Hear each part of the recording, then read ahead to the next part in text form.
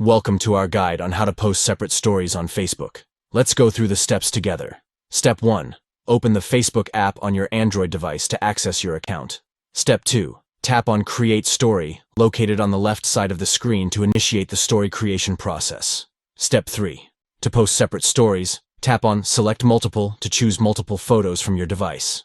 Step 4. Select the photos you want to include in your separate stories, then tap Next to proceed. Step 5. After selecting your photos, tap on the option for Separate Stories to create individual stories for each selected image. Step 6. Once you have set up separate stories for each photo, tap on Share to post your separate stories on Facebook for your audience to view. By following these steps, you can share multiple photos as separate stories on Facebook, allowing you to highlight each image individually. Thank you for watching. We hope this guide has been helpful in demonstrating how to post separate stories on Facebook. Enjoy showcasing your moments through distinct and engaging stories on your Facebook account.